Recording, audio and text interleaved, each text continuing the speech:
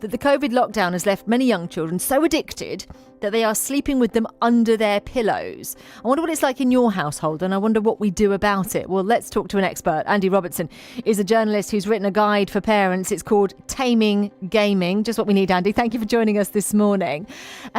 It sort of makes sense, doesn't it? You know, during lockdown, we did turn to an electronic world. We had to. You know, it was our portal to friends, to education, to, well, pretty much everything. How do you then wean a child off it and make sure they're not spending an unhealthy amount of time online? Yeah, it's true. I think, you know, all of us got a lot of benefit from a whole range of technology. But then there's this kind of readjustment, like children are now seeing friends in person. You know, life is in some ways returning to normal. And so we do kind of need to revisit and think, well, is this technology contributing to the kind of the healthy, varied life of my child, or is it maybe narrowing it? And I think that's the kind of a good starter question is what is this bringing into the life of my child? And sometimes that could be surprising. So often this technology brings things that we don't necessarily realise, and there are positives that we can be a bit blind to. But equally, we need to be clear that it shouldn't take over, and it needs to be part of a balanced kind of diet of different things. It's interesting. We've been talking about this with Steve, who's up at 10 o'clock, and Madeline makes a similar point. She says, look, many of us are unable to separate ourselves from our phones, so it's not surprising that children learn similar behaviours from us. You know, it's difficult, isn't it, for even a grown person to strike a balance? We've all got a lot to learn. Yeah, we do. And I think the technology companies do quite a bit to help us. Like something we've done in my family is to look at, well, when can our phones ping and tell us there's something happening, and taking control of the notifications for ourselves, but also for our children, and saying, actually, there's this time when it's fine for you to beat your friends to ping and say, oh, you know, let's chat. And there's times where we're going to turn that off. And equally, as parents, we can actually say, well, let's put some parental controls on this phone so that in a conversation with the child, we say, look, you know, after this time in the evening, you know, this should be when you stop using it. And actually let the technology do some of that heavy lifting for us, so that it's not just us as the parents kind of having to come and police it and kind of helicoptering in, as we tend to do sometimes, but actually with our children to say, well, you know, what is a healthy balance here? And often kids, you know, have some great ideas about how to use technology well, and often, you know, quite cautious themselves and saying, yes, I understand that if I'm using it, you know, after I've gone to bed, that's not a helpful thing. Yeah, indeed. And, you know, how worried should we be about them seeing something that they shouldn't? You know, I know you said there are controls, but that's the worry, isn't there? There can be, you know, destructive content online as well. Yeah, I think, you know, these smartphones are powerful computers, much more powerful than the sort of desktop computer that I had even a few years ago. And with them being online, it gives you access to a whole range of different content. And so I think first being aware that content is available, and children can stumble across it, or can, you know, in the playground, you get sort of trends that sometimes lead you down a bit of a rabbit hole. But I think the main thing is not to be too sort of draconian about it. So you kind of lock it down to try and make it sort of safe. So the child feels like, oh, if I tell mum, dad, guardian about something I've seen, they're going to take the phone away. You want a scenario where there's an open conversation and you're chatting about, oh, what have you looked on your phone today? What have you had? What's been fun? So that if something untoward happens or something that makes them feel unsettled, they're much more likely to tell you about it. Something we've done in our family is this thing, we call it a YouTube hour, where each of us, there's 5 of us, gets 10 minutes to show their favourite video from YouTube. And that's created a lovely kind of open dialogue. And we've watched all sorts of videos, as you could imagine, that we wouldn't have watched otherwise. But it's been this lovely kind of open space. And I know that my kids will tell me about stuff, you know, if there's something that's excited them or if there's something that's made them feel a bit unsettled. That's a brilliant idea. And yeah, we should celebrate, you know, the funny bits. The world would be a poorer place, was it not, for Jackie Weaver and I'm Not a Cat, you know, all of these moments that you can share.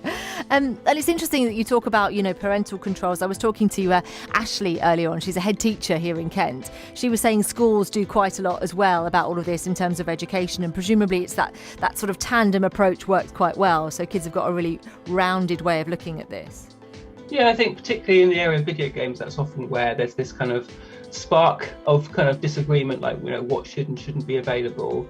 But again, making these activities something you do as part of family life, suddenly the kind of the worries and concerns kind of go away, because it becomes like other things. You know, stuff we watch on TV, sometimes we watch something and it's a bit scary unexpectedly, and we would talk about it. But because those sorts of media we're familiar with, we're used to having that as part of the sort of the discourse around the meal table.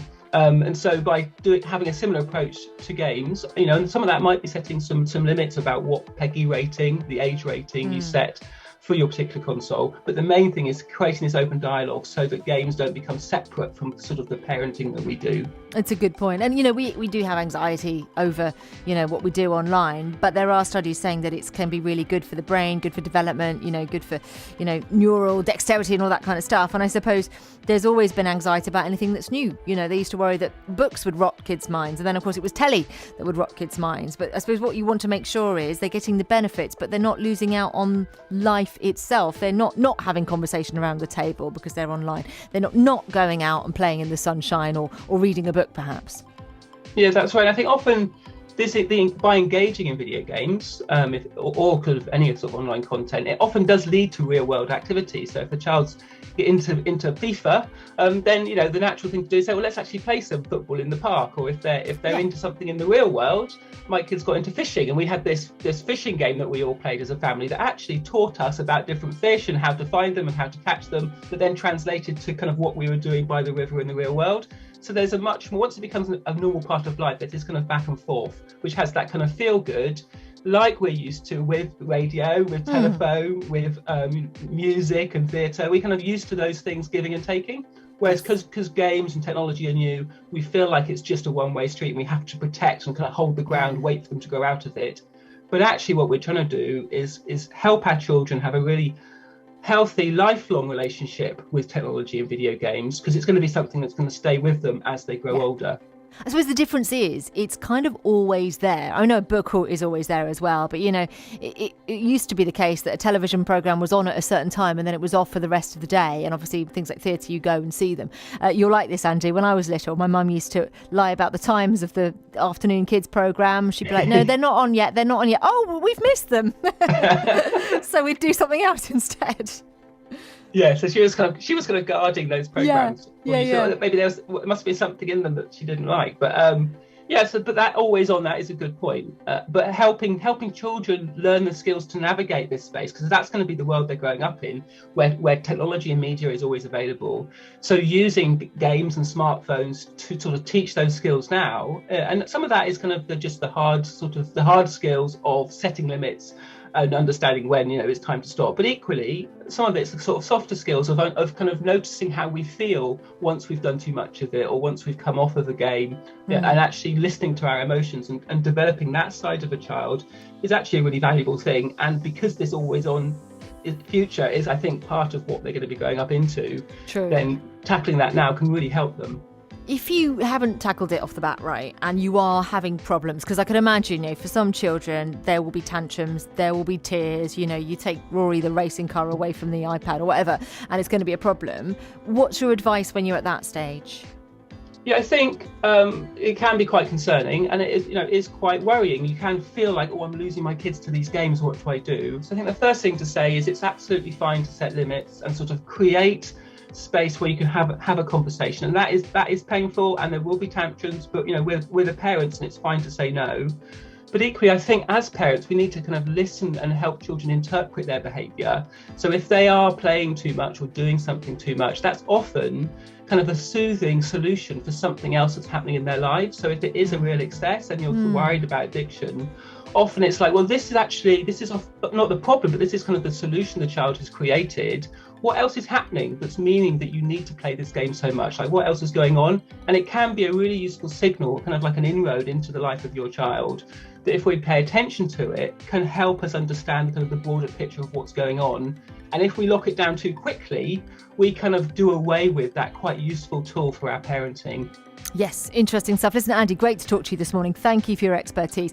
Do stay tuned because Steve's going to talk more about this after 10 o'clock this morning. Feel free to feed into that conversation as well. But for now, thank you. That's Andy Robertson, journalist who's written a guide for parents called Taming Gaming, if you want to look that one up.